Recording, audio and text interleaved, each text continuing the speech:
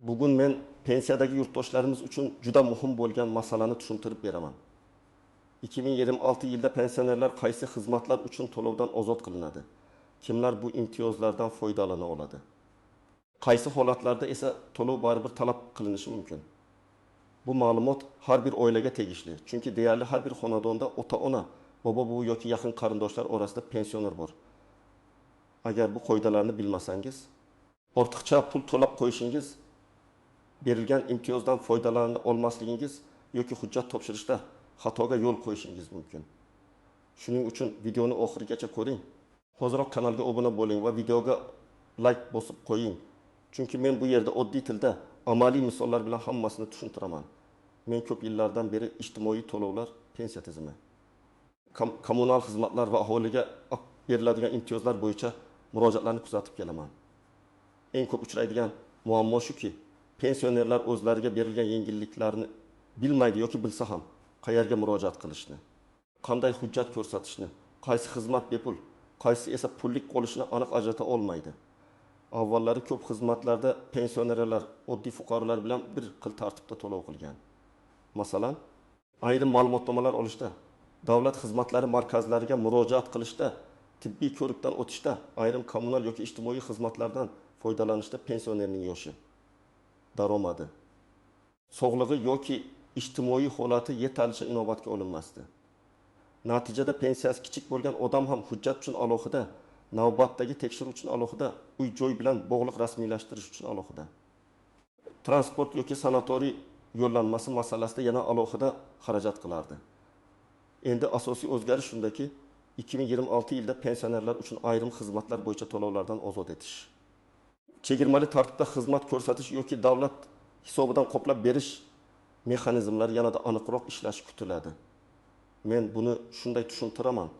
Pensioner endi har bir joyda avtomatik ravishda men pensionerman, demak hammasi bepul deb o'ylamasligi kerak. Lekin shu bilan birga baribir hammasiga pul to'layman deb ham xulosa qilmasligi kerak. Eng muhim narsa qaysi xizmatga, qaysi toifadagi pensionerga qanday hujjat asosida imtiyoz berilishini bilish. Birinchi navbatda davlat xizmatlari bilan bog'liq masalalarga e'tibor berish kerak.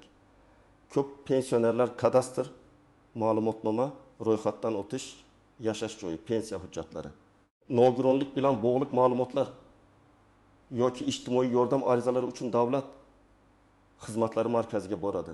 Shu jarayonda ayrim to'lovlar yoki yig'imlar mavjud bo'ladi. 2026 yilda pensionerlar, ayniqsa yolg'iz yashovchi keksalar, kam ta'minlangan oiladagi pensionerlar, nogironligi bo'lgan pensionerlar yoki parvarishga muhtoj shaxslar ayrim xizmatlarda to'lovdan ozod qilinishi yoki ularga xizmat soddalashtirilgan tartibda ko'rsatilishi mumkin. Masalan, birinchi misolni olaylik. Olimtakis yoshli otaxon yolg'iz yashaydi.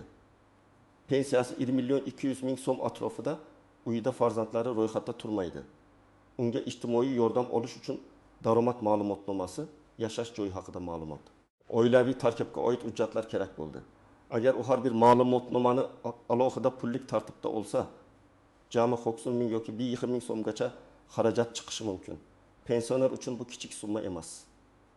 Chunki u pulga dori olishi, kommunal to'lovning bir qismini yopishi yoki oziq-ovqat qilishi mumkin. Imtiyozli tartibning ma'nosi shuki, aynan shunday holatdagi pensioner ortiqcha byurokratik xarajat qilmasligi. Davlat bazalarida bor ma'lumotlar idoralar o'rtasida elektron almashilishi kerak. Ikkinchi muhim yo'nalish tibbiy xizmatlar. Pensionerlar uchun eng og'riqli masala ham aynan shu. Yosh katta odamning dori-darmonga, tahlilga, shifokor ko'rigiga, tekshiruvlarga ehtiyoji ko'proq bo'ladi. Avval ko'p holatda pensioner poliklinikaga boradi, shifokor ko'rigidan o'tadi. Keyin tahlil topshirish, UZI rentgen, EKG yoki boshqa tekshiruvlar kerak bo'ladi. Ayrim xizmatlar bepul bo'lsa ham, odamlar qaysi biri bepul, qaysi biri pullik ekanini bilmagani uchun ortiqcha to'lov qilgan holatlar uchraydi. Men bu yerda juda aniq aytaman. Agar xizmat davlat kafolatlagan tibbiy yordam ro'yxatiga kirsa, pensionerdan noqonuniy pul talab qilinmasligi kerak. Lekin agar xizmat xususiy klinikada, shaxsiy tanlov asosida yoki davlat kafolatidan tashqari bo'lsa, to'lov talab qilinishi mumkin. Masalan, 72 yoshli onaxon tuman poliklinikasida kardiolog ko'rigidan o'tmoqda. Agar shifokor yo'llanma bilan zarur EKG tekshiruvini belgilagan bo'lsa, va bu xizmat davlat dasturi doirasida bepul ko'rsatiladigan xizmatlar ro'yxatda bo'lsa, pensioner pul to'lamasligi kerak. Ammo onaxon o'zi xohlagan xususiy diagnostika markaziga borib, qo'shimcha tekshiruvdan o'tsa, u yerda to'lov bo'lishi tabiiy. Uchinchi yo'nalish transport va ijtimoiy harakatlanish bilan bog'liq yengilliklar. Ko'plab pensionerlar shifoxonaga, bozorga, bankka, pensiya masalasi bilan idoraga, farzandlarinikiga boradi.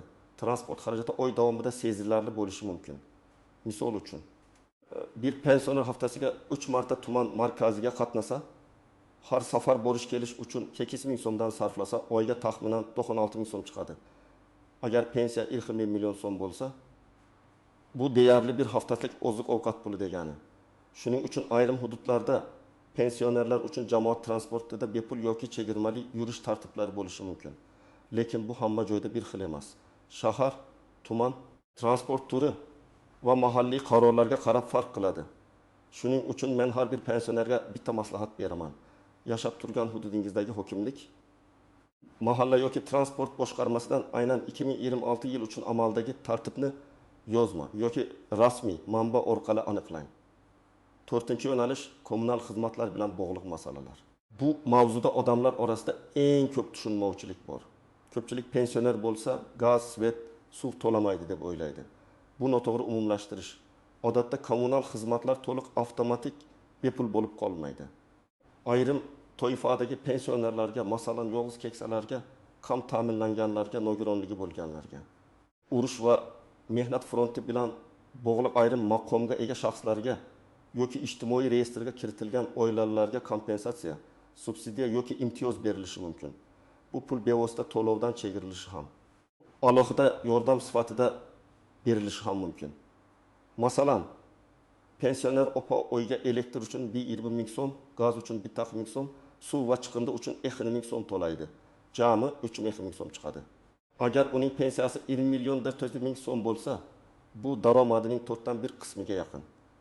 Agar u yolg'iz yashasa va ijtimoiy mezonlarga tushsa, mahalla orqali ijtimoiy yordam yoki kompensatsiya olish imkoniyati paydo bo'lishi mumkin. Ammo bu uchun u men pensionerman deyish yetarli emas.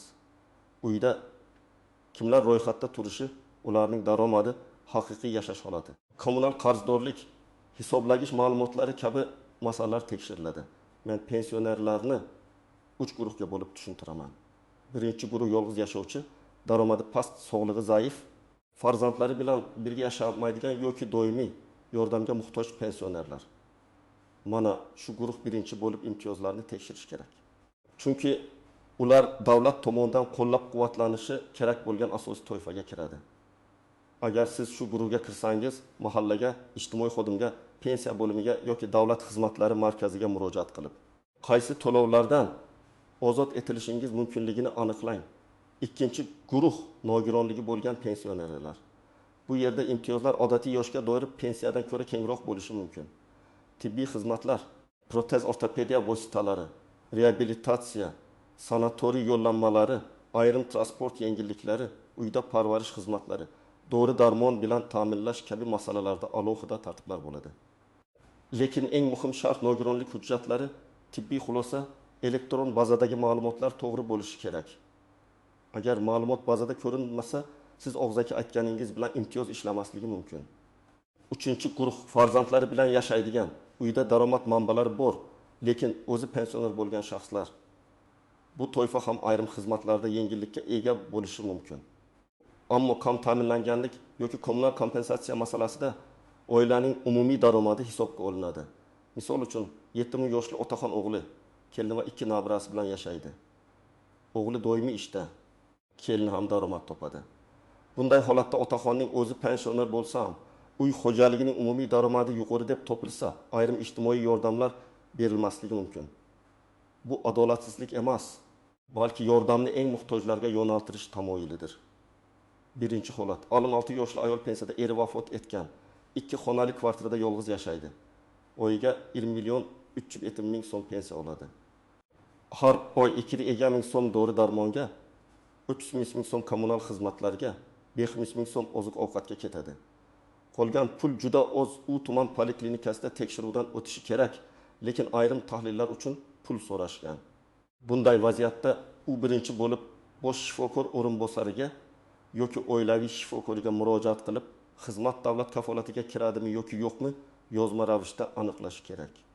Agar bepul xizmat uchun pul talab qilingan bo'lsa, sog'liqni saqlash bo'limiga shikoyat qilishi mumkin. Ikkinchi holat 7 yoshli otaxon qishloqda yashaydi. Pensiyasi bor, lekin uyida gaz ballon, elektr va suv xarajatlari yuqori. U mahalladan yordam so'ragan, lekin farzandingiz bor-ku deb qaytarilgan. Bu yerda muhim savol: farzandi bilan birga yashaydimi, ro'yxatda turadimi, real yordam beradimi? Otaxonning o'zi ijtimoiy reyestr mezonlariga tushadimi? Agar farzandi boshqa viloyatda yashasa va otaxon amalda yolg'iz bo'lsa, bu alohida ko'rib chiqilishi kerak. Men bunday vaziyatda og'zaki javob bilan cheklanmaslikni maslahat beraman. Arizani yozma topshiring, kirim raqamini oling, javobni ham yozma oling. Shunda keyingi bosqichga shikoyat qilish oson bo'ladi. 3-holat. 13 yoshli pensioner ayol nabirasini bog'chaga olib boradi. O'zi ham davolanish uchun shaharga qatnaydi. Transport xarajati oyiga 1,10 ming so'mgacha chiqadi.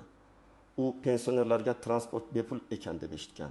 Lekin avtobusda undan pul olishgan. Bu yerda avtobusda undan pul olishgan. Bepul yurish imtiyozi aynan qaysi transport turiga, qaysi hududga, qaysi soatlarga yoki qaysi toifadagi shaxslarga tegishli? Ba'zan imtiyoz faqat shahar jamoat transportida ishlaydi, marshrutkada ishlamasligi mumkin.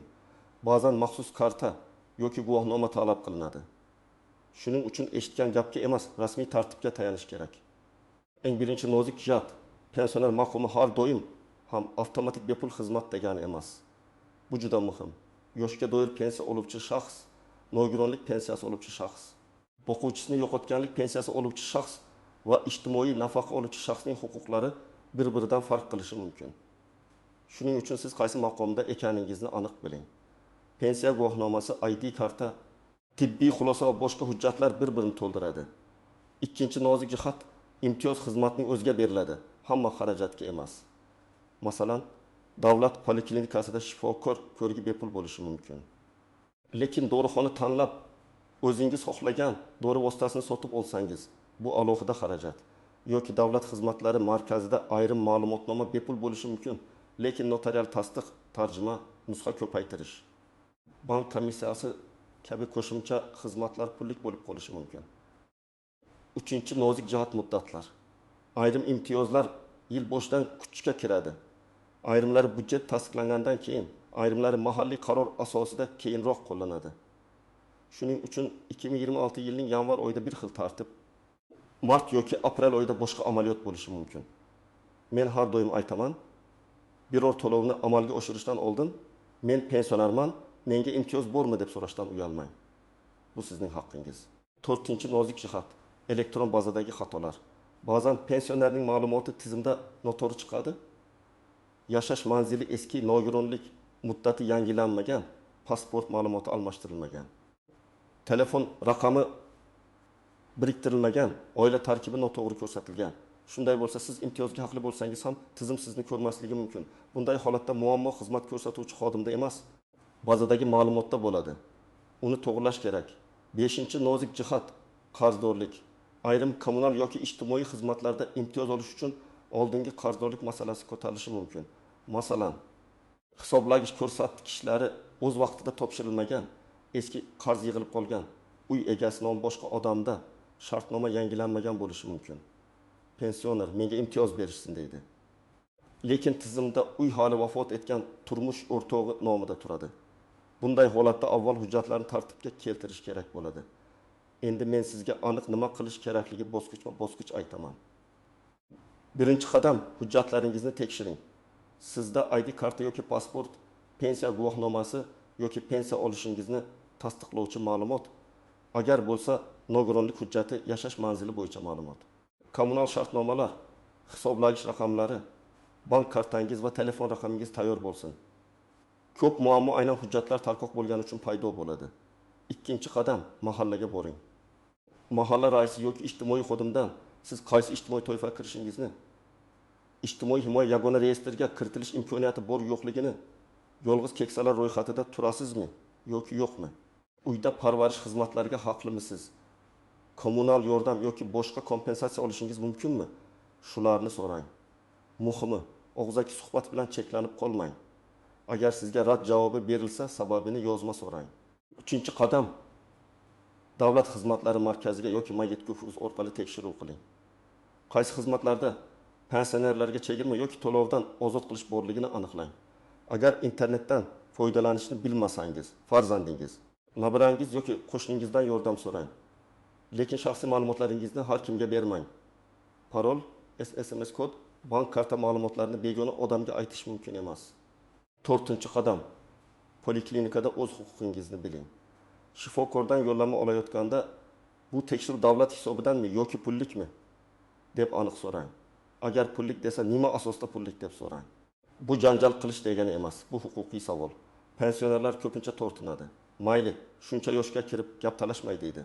Lekin men aytaman, siz o'z haqingizni so'rasangiz, bu uyat emas.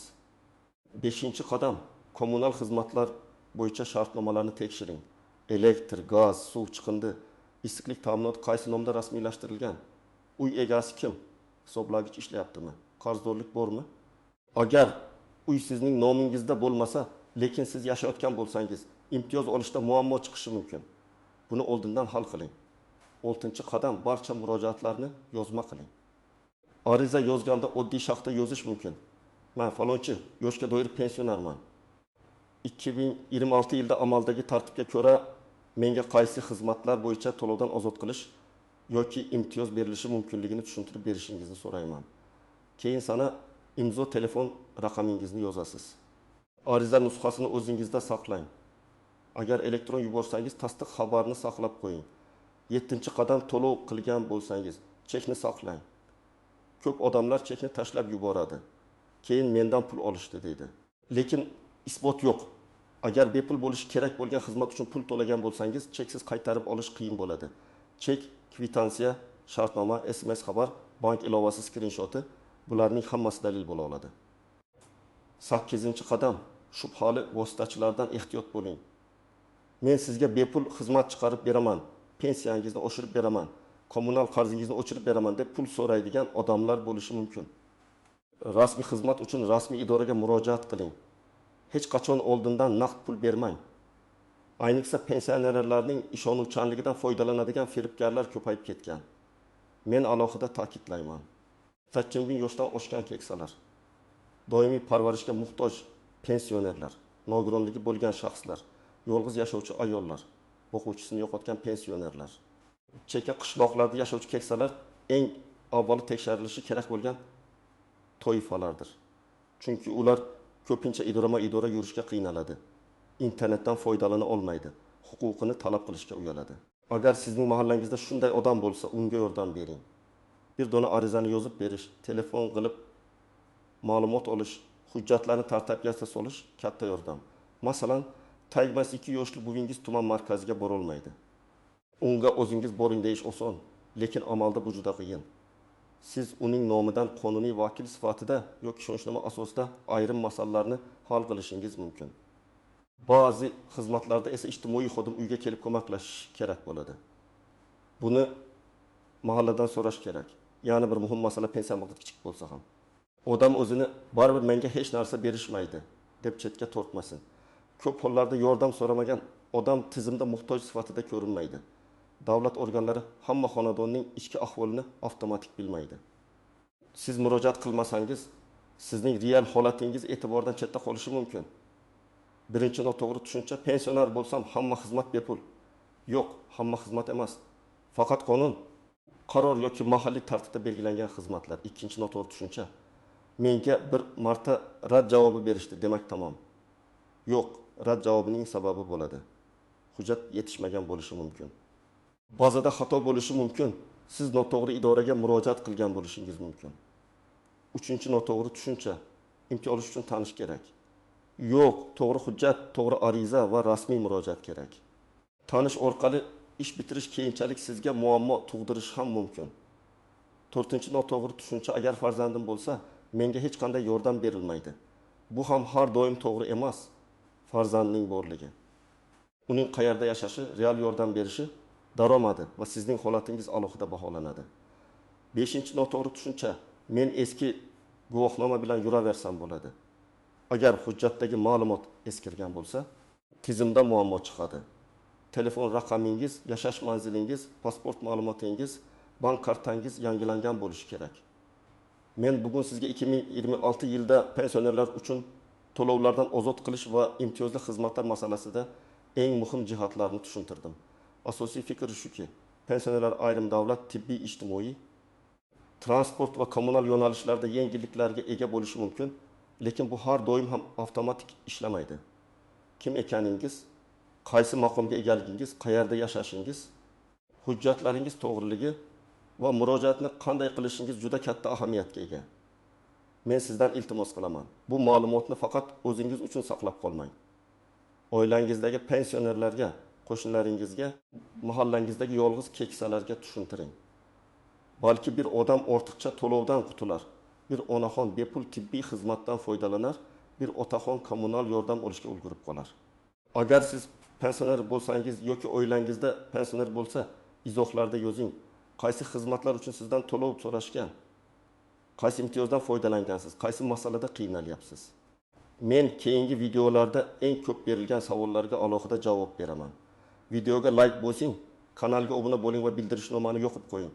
Chunki pensionerlar, nafaqalar, imtiyozlar va davlat xizmatlari bo'yicha eng kerakli ma'lumotlarni men sizlarga oddiy va tushunarli tilda yetkazishda davom etaman.